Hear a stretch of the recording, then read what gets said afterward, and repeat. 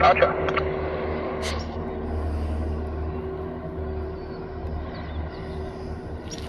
Let's see if that one going Victoria does the noise abatement procedure. I'm just curious. Yeah, it does. And now it's a low wing one.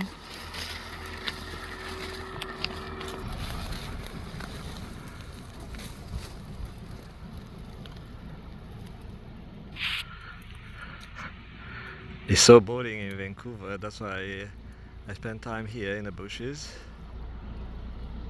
I used to watch paragliding pilots while I was doing the paragliding stuff, and it's always fun to see, wait till the right wind.